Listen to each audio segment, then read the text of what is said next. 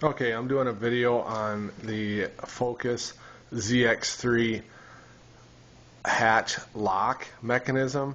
I took this mechanism out of the junkyard and I took it to a locksmith, and they were not able to remove the cylinder, which I looked all over the internet and couldn't find anything either. They talked about taking this whole assembly out right here from this, and to do that they wanted you to file something down. I'm guessing it's this, and pull a spring out.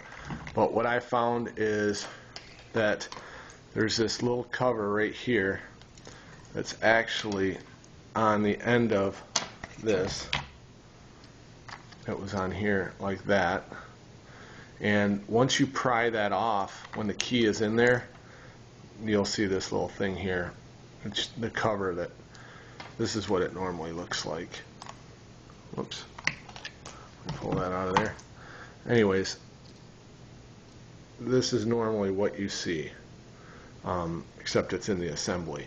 Well, when you take off this plastic ring, this piece will come out of the key, and then when you get that out, if you turn the key to where it unlocks, and then there's a little spring right here that actually makes it so the key flips back and forth in this cylinder.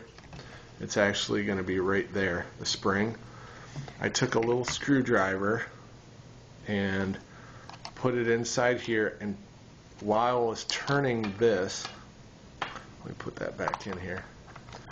While I was turning this back and forth, you can pop off the spring right there, pull this whole key assembly out, and then you'll have this laying in the bottom of it. Oops, dropped it. It looks like this. Sorry about that shaky video there, but it looks like this. So I'm not quite sure how it's going to go back together, but I'm sure I'll figure it out. But I'm going to go take this cylinder back to the locksmith and get it keyed to my car, because I don't want to carry around two keys. So as long as you have the key to your cylinder, you can get this out. I don't think you can get it out without having the key, because I had to turn it a few times. Otherwise, you're going to have to notch this out, which will basically render it useless anyway. So I'll get back to you once I have the new key cylinder made. Again, this was just inside here.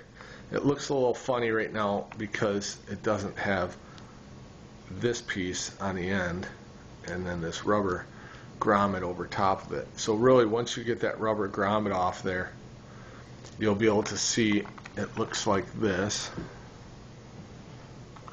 I'll pull the key out. It'll look like that. Get some light on there. It'll look like that. Put your key in there, turn it, use the screwdriver to pry that spring right here, and then while you're turning it, keep wiggling it and prying it. I can't do it right now with one hand, but you'll keep prying it, and eventually it'll just come out.